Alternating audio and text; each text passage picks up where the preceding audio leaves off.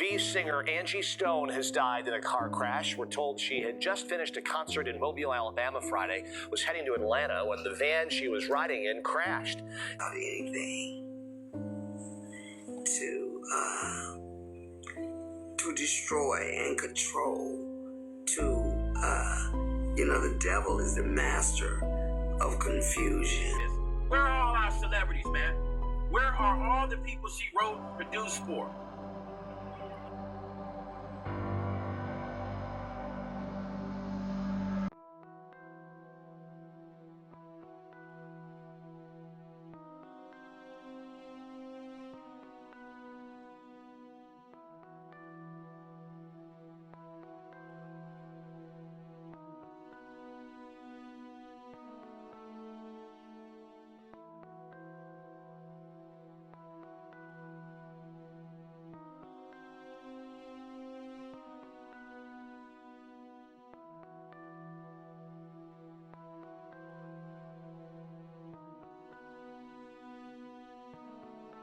Angie, welcome.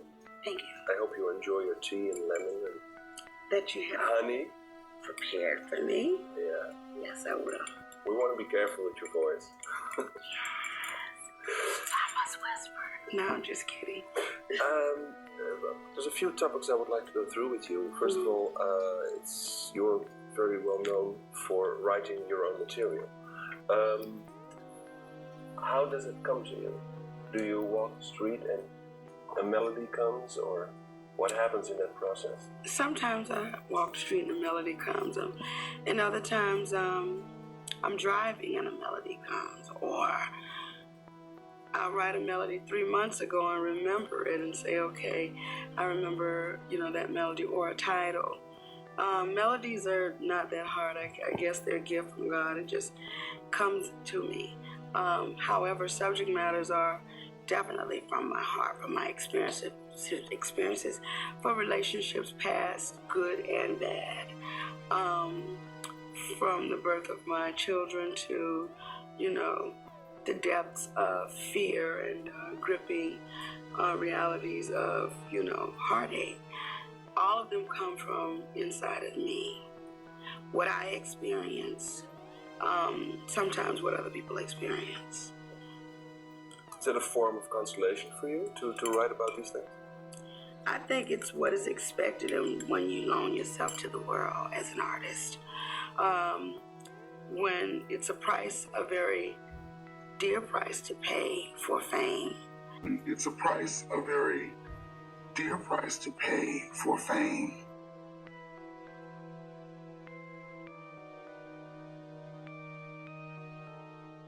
Sometimes it's beautiful to be in the back, because being in the back gets you some recognition too. So I decided to govern my life that way. But for Angie Stone, that long and winding journey and the terrain she crossed to get there came with a cost. She has put those relationships with men before her career and before herself. She had a lot of self-esteem issues. So it's easier to push somebody else out there, like let them go first. But if you keep pushing people first, when is your next gonna come? Anything that comes from my pain or my joy is real, and you need to know it before you pass judgment on me. Because I think a lot of people have passed judgment that don't know the whole story. One would say, well, the public wants to hear a certain kind of song, or they want to feel this way or that way. The only way you can really make people feel the real thing is to express the real thing. And for me, I cannot sing a song that I don't understand or has absolutely no meaning to me or for me. And as an artist, I feel like when you've been chosen, be it by God or by your peers, to represent or to lead, then, you have to, first of all, have a passion or compassion for reality. And that reality lies within who you are and how you express yourself. So for me, yes, I can express my fears, my pains, my joys for the price I've paid for success in terms of, living comfortably, having a future for my children, whatnot. And basically because the fans expect it. They expect for you to express yourself, good, bad, or indifferent. But you walk a line, there's a balance, because you express yourself, the audience responds to it, and then you have this balance of how far do you let them inside. Exactly. Sometimes as far as I would want to go inside someone else's situation. I close myself off when it comes to my children. I won't ever have a negative word to say about a partner or friend or ex-employee, because I believe that paper trail follows you throughout your life. When you're dead and gone, your children pick up things and they read. For me, crossing the line is embarrassing my children, hurting my children, making my children feel like I'm less than the woman I profess to be when I'm with them. So quite naturally, my motherly instincts would help me to protect my children, and in doing so, I have to protect their fathers. And in so many instances, people want me to beat up on them, but I would never do that. That's not me. It's not what I'm about. And like I said, I do it for my kids. Angie Stone's records resonate because of her soul. Whatever her reality is at the time, she is going to bring it. I was your baby, baby, baby, baby. This is the real deal.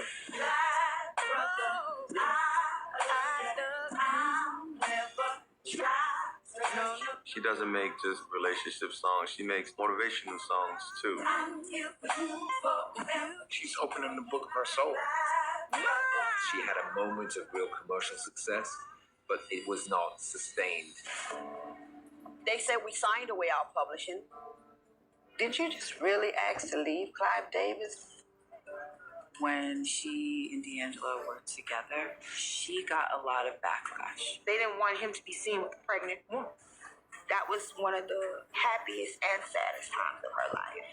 Either I'm too much in love or I'm too much in pain. In my case, I think I was afraid to be alone. Angie Stone grew up as Angela Brown, the only child of a working-class couple in Columbia, South Carolina. My hometown is that the city part of the country. You're going to find Southern hospitality. You're going to find good food. People genuinely love. We genuinely live. We genuinely worship.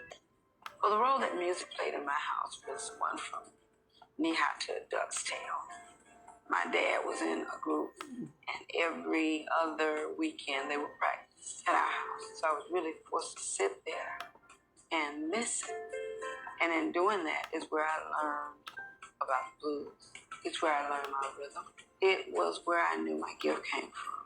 She would tell me that, that she was going to be a singer at 6. And she could sing too, like a grown woman at 6. You better get yourself together. Funk you up. The success of Funk You Up helped establish the Sequence as hip-hop's first charting female group. And as they toured with other Sugar Hill acts, including Funky 4+1, Angie found herself bonding in more personal ways with Funky 4 MC Rodney Stone, known then as Lil Rodney C. When I first saw Angie, I was blown away because I love chocolate. She was chocolate. And she was rich and thick. Go in. To me, he was Lil Rodney C. I thought he was cute. He was little, and I love the fact that he was super smart. Rodney and I had a great relationship starting off. The chemistry was great. She was real nice. She was cool. I was totally impressed with her. Rodney became Angie's guide to the business of music as well. I did learn a hell of a lot from Rodney. As a matter of fact, I owe him applause. Because I started to follow him, I actually learned the business. The Sequence recorded 3 albums for Sugar Hill, filled with songs they'd written themselves. But by 1984, they began to rebel at their deal there. It was a standard ball and chain kind of contract. We were signed for beyond 8 years. There was a conflict of interest with Sylvia Robinson being the owner, the manager, and the producer. We were signed for beyond 8 years. There was a conflict of interest with Sylvia Robinson being the owner, the manager, and the producer. And Sylvia gave us contracts. We just signed them. I mean, we didn't read them. We just signed them. Come to find out, we're supposed to be making way more than that. I mean, they said we signed away our publishing, but when we came to them, we had all our own material. It was time to re-sign or re-up on negotiation. Well, at that point, I was not going to resign, so I decided with no malice in my heart to walk away, leave everything, and that meant stay at the bottom till I could get at the top. By that time, Angie had reason to worry about the future. She and Rodney married in 1984, while anticipating the birth of their daughter. Angie Stone's first single as a solo artist promptly became her first solo top 10 hit. It created a visibility for Angie, and she got fabulous reviews. She wasn't like some 20-year-old starlet that was the new hype of the moment. She was kind of the underdog who got to have a well-deserved moment in the sun. By the early 2000s, Angie Stone was on a roll with back-to-back gold albums. For her third solo effort, Stone Love, she teamed up with hip-hop producer Jazzy Faye. Well, what Angie told me when we went in the studio is, Jazzy, don't start listening to all my old stuff. She said, I don't want that. I want what you would do for me. Ain't digging nobody but you. Can't take a chance on nobody new. Your love is gangsta. I wanna thank ya. Jazzy Faye delivered the goods with a dance track that became a duet with Snoop Dogg titled I Wanna Thank Ya. The sweet spot was that tone, you know what I mean? That tone that could carry a party. I was like, let me put it on an up-tempo, a record that's moving. When we got Snoop to agree to do this song, it was like, oh my God, we did not just get Snoop. Yes, I guess you're blessed. I put the rocks on your fingers, earrings jingle, no more finger. You got a man in your life. I Wanna Thank Ya became Angie's second #1 dance hit. And the music video featured one of the first appearances on screen in America of British actor Idris Elba. We started doing the video shoot, and Idris knocked on the door. I went limp because I'm like, oh, wait a minute, he's cute.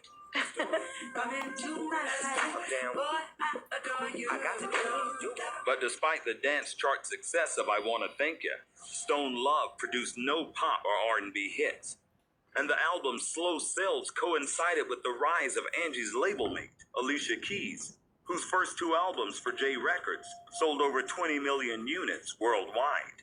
She had a moment of real commercial success, but it was not sustained. She wasn't super young at the time that she came to prominence, and the changing styles and tastes in music led urban radio in particular to younger artists. Alicia and I know Tino Shea, she is my girl to the end of time, but I'm looking like, oh no. She is my girl to the end of time, but I'm looking like, oh no. You and Clive Davis hook up. Yes. You get signed to Arista Records. How'd you hook up with Clive Davis? I actually was overseas. I had done some demos for a young man, Lenny Kravitz's cousin. He took the demos to the UK. Mervyn Lynn and Jed Doherty wanted to sign him, but because of me. And he said, well, they want you to come over here. I said, I'm not interested in being no group with you. So I said, I'll sign a solo deal with Arista UK. Clive came over there and kicked the doors, and once he found out I was over here all this time, he's like, no. I gotta have her over here. So pretty much Clive deboed the situation and brought me back to Arista. Nice. Okay, we all know Clive Davis, legendary record man. Right. Arista Records have had some huge acts. Yes. They had another big vocalist on that, female vocalist on that record label, Miss Whitney Houston. My girl. I was about to ask you, what was your relationship like with Whitney? And it's like, man, we were so cool because, you know, she had a lot of respect for good songs and good singing. But there was something really down home about Whitney. I'll tell you something that happened that I haven't told anybody, but you'll get the exclusive.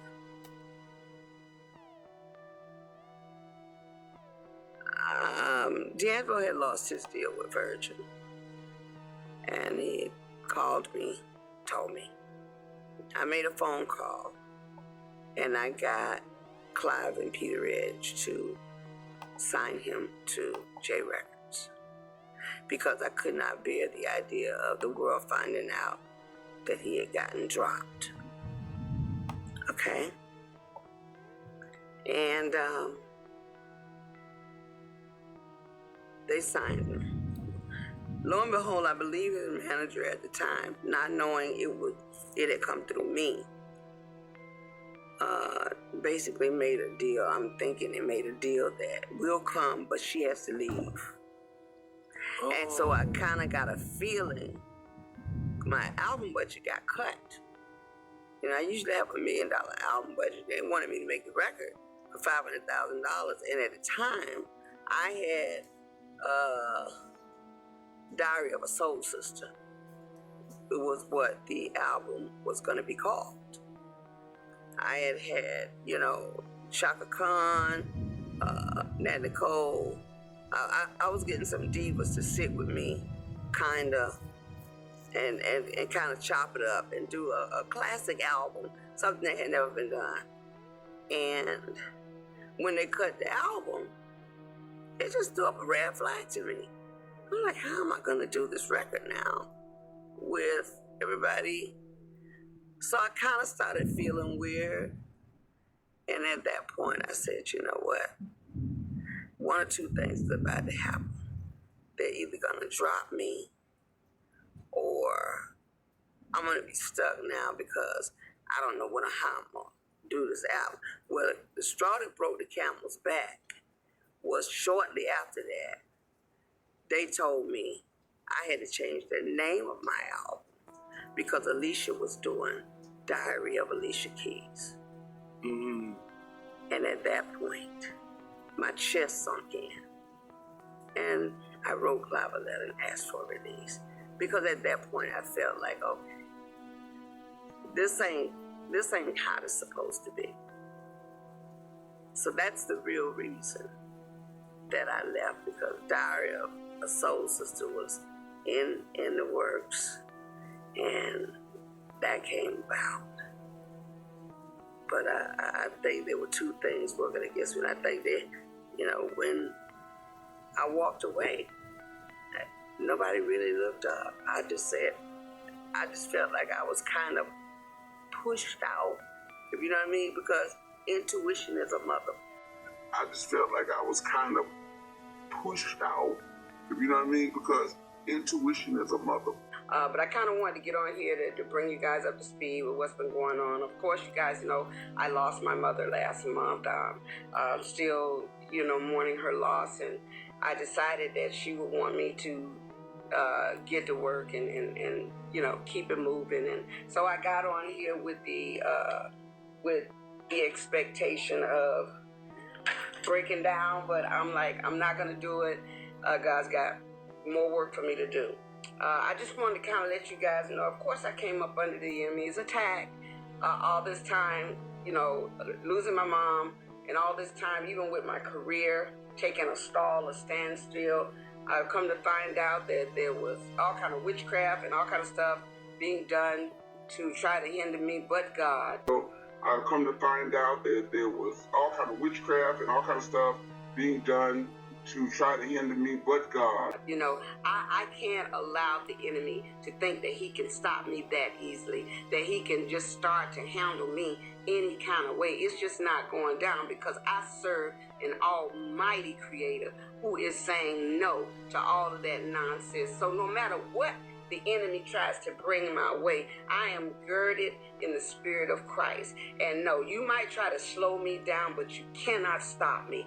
And at the end of the day, all your buffoonery, your witchcraft, all of the people that are in my face grinning, skinning and grinning, and meanwhile hating, doing everything that they can to stop me, I'm going to pray for you in spite of who you think that you're dealing with, because the Father and the God that I serve is not to be played with. And God said, touch not my anointed and do my prophets no harm. So all of you that have come up against me, I'm telling you, bring your best, because guess what? I believe in the promise of the Lord that no weapon formed against me shall prosper. No, I've not been invited to the Grammys. I've not been invited to Black Girls Rock. I've not been invited to the Soul Train Award, but that doesn't mean that my soul is not safe with the Creator. I want y'all to know that those things do not define me. They don't make me the person that I am. They don't change what my outcome will be. However, what it does is further let me know that God has some special things in store for me, and people just can't handle it.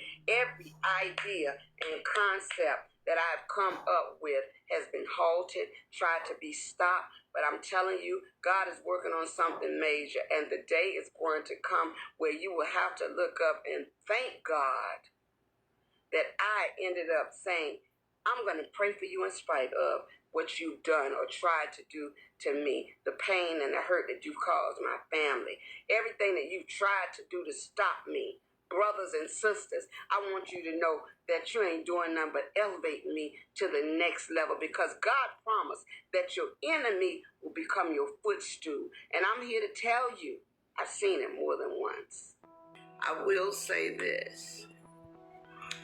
It has been one heck of a ride. This last month, the enemy was trying to take me out. He was really trying to take me out. This last month, the enemy was trying to take me out. He was really trying to take me out. And it is like a double-edged sword, because I'm going to tell you one thing, and then I'm going to get to the worst thing that could possibly happen to any artist. After 45 to 50 years in the business, the worst thing that could happen. It has, of course, happened to me, and I'm constantly in prayer for God to forgive the people that have wished me ill will or, done anything to remotely get in the way of the gift of sharing with my fans. What happened 2 days before my show? Whew. But God, I'm trying to keep from crying, because the devil was very, very, very particular in targeting me. Because the devil was very, very, very particular in targeting me. A lot of stuff that has been said to my team, my management, and it's a little disturbing, but not surprising. And I'll tell you why, because we know that the enemy does not play fair. They would do just about anything to destroy and control, the devil is the master of confusion. And if you can clearly look at this secret that I'm revealing, it was clear that I wasn't supposed to find out. And over 25 years has passed, and I found out. That's how long it took me to find out that there was a whole process and brigade of letters, and let's calculate this move so that she will never, ever rise above. I mean, to the day, I have not received not one platinum or gold record that I had written for those projects, because along with all of that came, we don't need her to have anything to prove that she did anything. I was rushed to the hospital because I wasn't breathing so well. Came to find out, I had what was bacterial blood infection that I had gotten when they stuck me with the needle. It had went into my bloodstream and caused a staph infection of the blood. Now, I didn't have a clue that there was a blood infection until they rushed me into ICU. I went into ICU and I went to use the restroom and I passed out in the restroom. My oxygen went all the way down and rendered me basically unconscious. When I came back to, the nurses began to tell me that I was screaming for Jesus because when I went down, I'm sorry, I didn't know that, I didn't know what was happening. All I know is it was all of a sudden. And I began to praise God and call on his name because I knew biblically that if I was transitioning, I needed to be calling on Jesus. And I needed to be calling him by his name, so I began to scream his name. When they brought me to it, when they told me I was lucky to be alive because I was on the floor. And I'm sorry.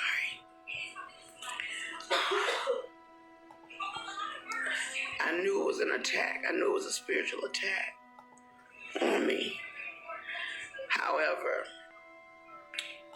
I was treated and God healed me, cleared up. After 2 weeks, solid, they cleared up the blood infection. I'm just here to let you know the only reason I hadn't been on my live and just getting with y'all on this because I had to get postured with God one-on-one. Sometimes God will make you stand still when you're doing the most you can for everyone. He will stand you still so that your complete focus can be on him. God he knew that I was about to come into some things. And as I began to come back to myself completely, I remembered everything that I was working on. I remember the people that were in my immediate circle that were supposed to be there to help me. By the time it was all said and done, the Christmas song had been snatched down. For what reason? I wasn't in a position to really fight that. I had to fight to live. So I couldn't worry about that because I knew that it would take care of itself, but not without the devil trying to blame me for the mishap. Lo and behold, I won't call any names, but people quit on me because they thought it was me.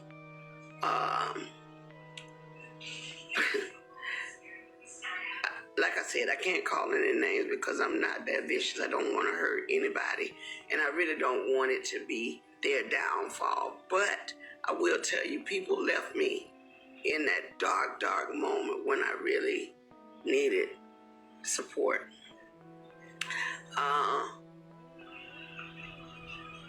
My kids were there for me.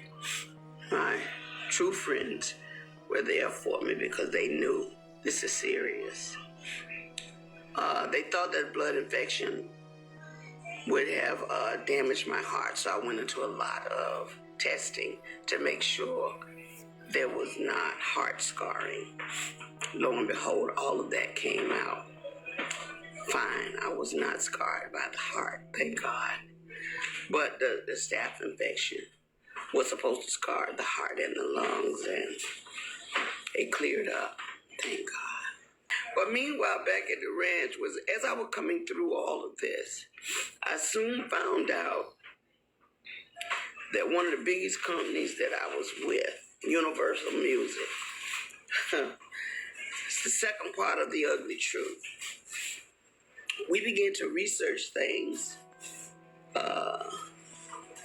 to check on my royalties and my statements and things that of that nature, only to find out a lot of my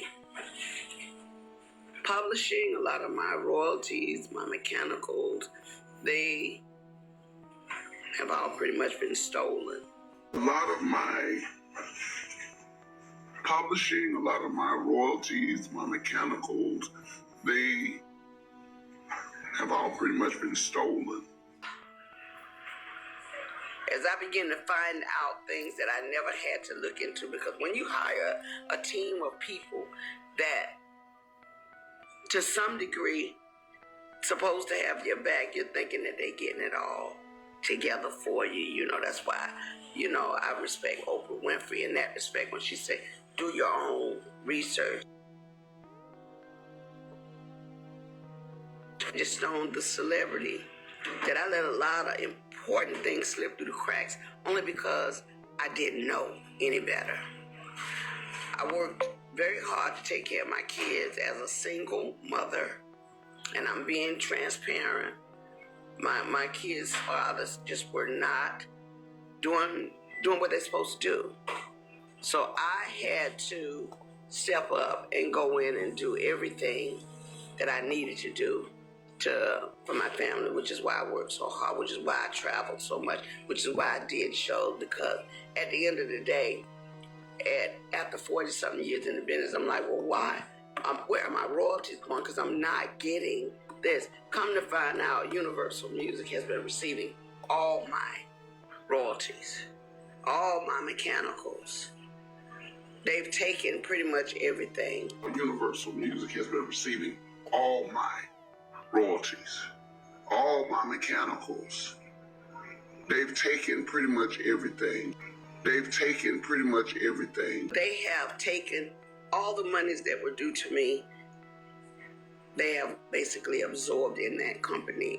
And even though there's several class action lawsuits, people that were working on my behalf never even registered the songs, all the songs that I've done. I'm only coming to find out they were not properly registered by the companies that I signed over to.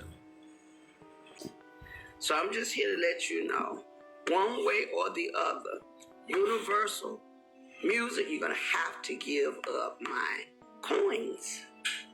And so what I'm doing now is whatever is necessary to make sure they pay me for the legacy of my life, for my children and my grandchildren.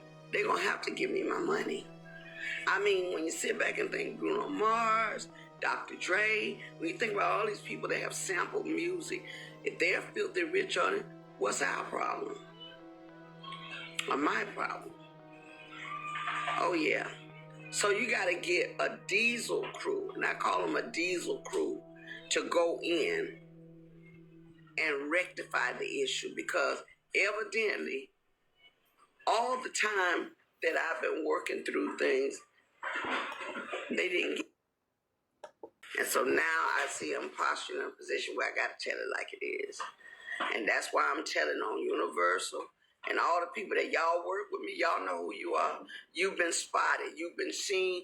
Your worth is useless to me now because I've seen the data. That's all I'm going to say. R&B singer Angie Stone has died in a car crash. We're told she had just finished a concert in Mobile, Alabama Friday, was heading to Atlanta when the van she was riding in crashed. It's still not clear why they crashed or how the other people in the van are doing. It's still not clear why they crashed or how the other people in the van are doing. I'm Monet Stevens. We start now with some breaking news. Grammy-nominated singer-songwriter Angie Stone has died in a car accident in Montgomery County. A spokesperson with her team has confirmed this with WSFA 12 News. Joining us live now is our reporter Simon Schuster. And Simon, you spoke with Stone's publicist. What can you tell us? Yeah, Monet. Stone's publicist, Deborah Champagne, tells me the singer was leaving a performance when the crash happened. According to the Alabama Law Enforcement Agency, it was on I-65 around 7 a.m. This is a look at the scene about 2 miles south of Hope Hall. According to Champagne, the singer was supposed to meet her in Maryland today for a performance at the CIAA basketball tournament. She had just performed last night at the 2025 Grand Marshals Ball in Mobile. That's according to the Mobile Area Mardi Gras Association. Stone's publicist remembers her as an honest, talented person that left a big impact on the music industry. Her songwriting skills were second to none. Literally. She wrote a lot of songs for the Sugar Hill Gang label that she never got credit for. And, but she was just an incredible talent. I mean, when I say very smart, she was just a very, very smart woman. And the crash did block the left northbound lane and the left southbound lanes, but Aaliyah troopers declared all lanes open and the scene clear at 11 a.m. today. I'm told that multiple people were also in the van you saw in those pictures, but the singer was the only person to have died. Multiple people were also in the van you saw in those pictures, but the singer was the only person to have died. Multiple people were also in the van you saw in those pictures, but the singer was the only person to have died. Today, the Stone family released a statement saying in part, Angie loved all her fans, to include the ones who came to what we now know was her final show in Alabama. She lived and died doing what she loved most, which was music. Funeral services are still being planned.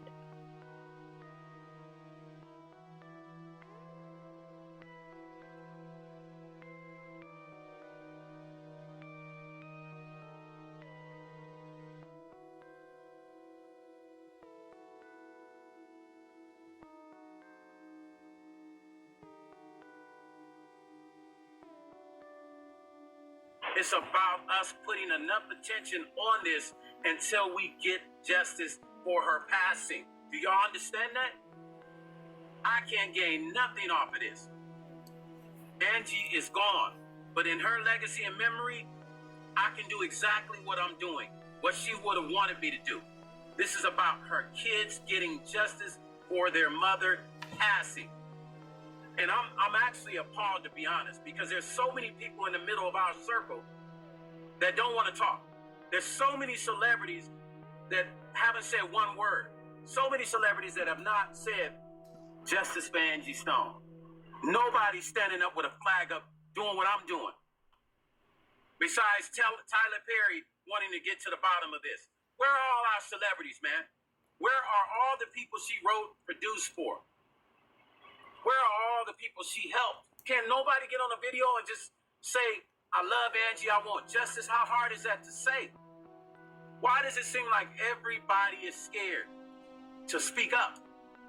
They said, no, we didn't hire another attorney, but everybody in the band, they have attorneys now. They signed the next day. They said, no, we didn't hire another attorney, but everybody in the band, they have attorneys now. They signed the next day. So, there's a non-disclosure agreement. This is why nobody is speaking. The next day after the accident, everybody in that van signed an agreement not to speak because they have attorneys. So they can't speak. So y'all wonder why nobody's spoken? Why you ain't seeing nobody in the van speaking? They have attorneys.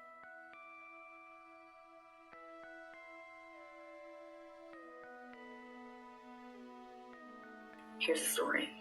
About 4 a.m. on Saturday morning, me and my daughter were driving to Charleston, South Carolina for her Sweet 16 birthday getaway. We came up to a truck with a trailer and its flashers were on, so we slowed down some, and that's when I noticed there was an overturned vehicle in the fast lane.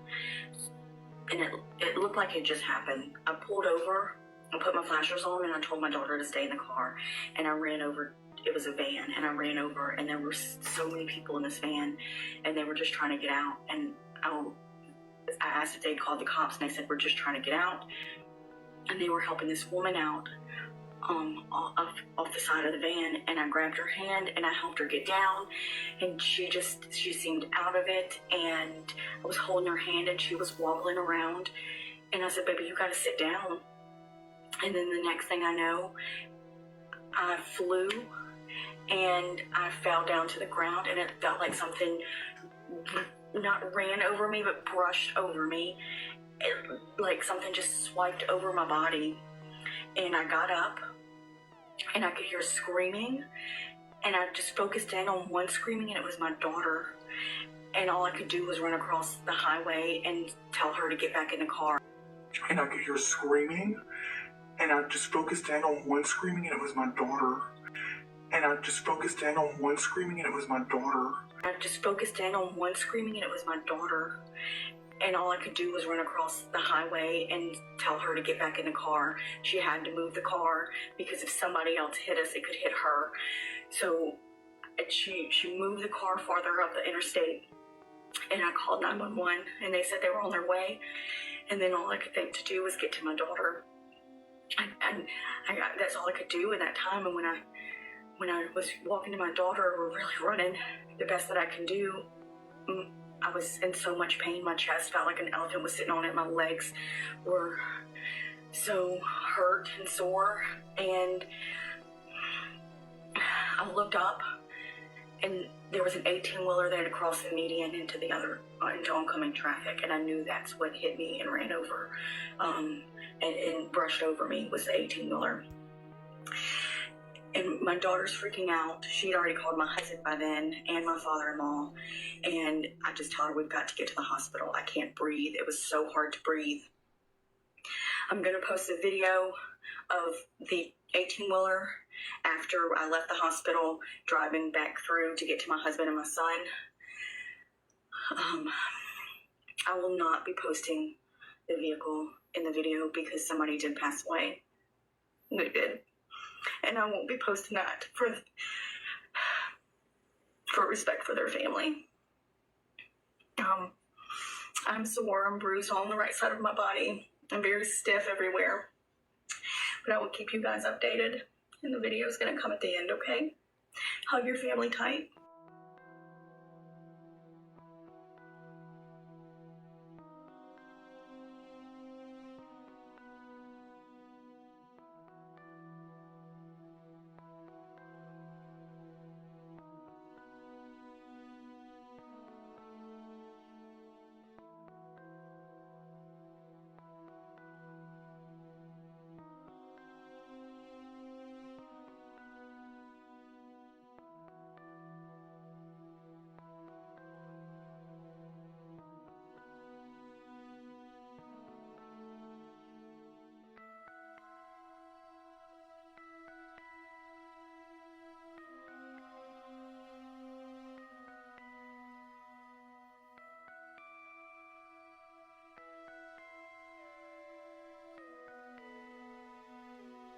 Excited, thank you for joining in. This is Famous 4444. Who you're looking at is Sharita Murphy, one of the passengers that was in a vehicle with Angie Stone.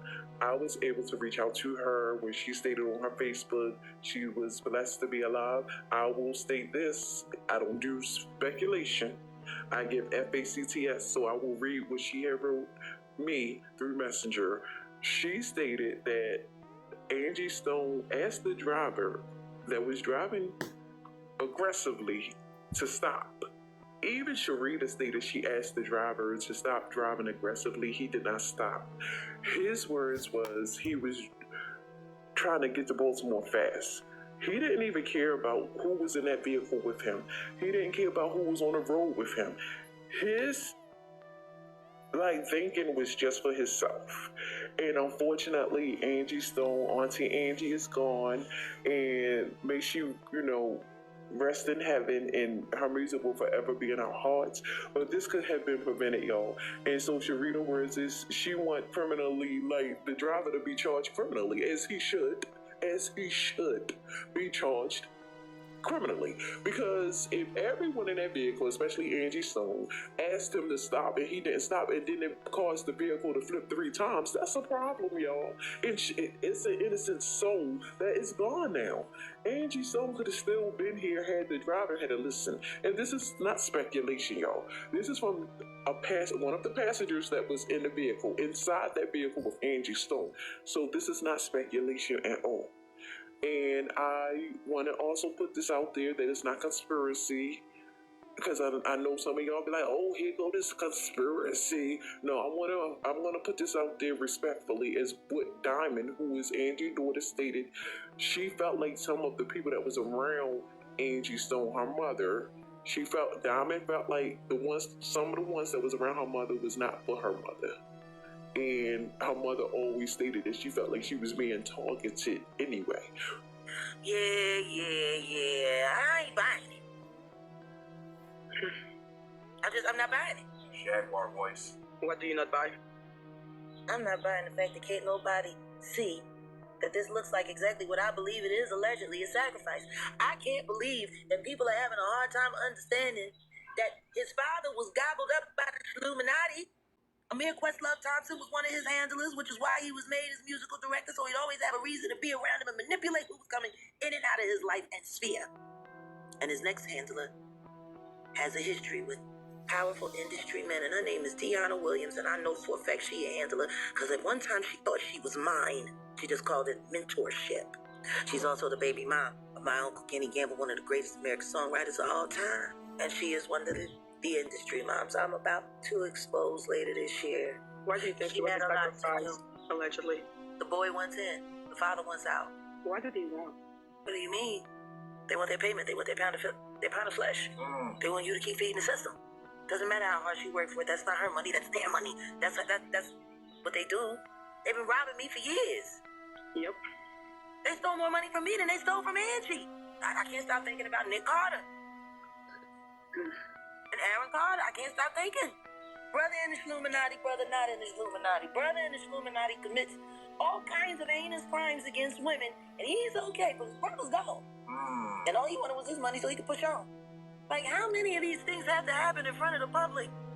Of course they're going to attack, I'll be sure. Of course they're going to attack me. Of course they're going to attack anybody who's interested in the truth. Of course they're going to come at us really hard for that first 72 hours and make sure we stop posting, or at least get us flagged from being able to go live so nobody thinks about the details of the fact. Just watch Angie Stone get moved around in real time on her son's birthday. I think it's time for me to call my gematria guy. I think it's time for me to do a live about the numbers. The numbers make no sense. The fact that, like I said, if you look at the gematria, the numbers line right up. What is gematria? It's the basis of numbers as a science. Certain things happen in certain synchronicities, certain numbers. It is what it is. It's always been a greater meaning. Basis of numbers as a science. Certain things happen in certain synchronicities, certain numbers. It is what it is. It's always been a greater meaning.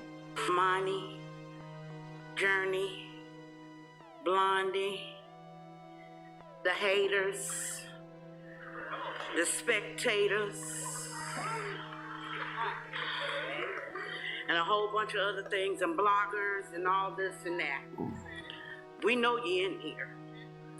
But perhaps the way that the Spirit has flowed throughout this church, it might have changed you in some kind of a way. This has been one of the most tumultuous 14 days of my life. Y'all talking about the accolades and all of that, but I want to give you some reflection. I'm talking about Angie, Laverne, Brown, Williams, Stone,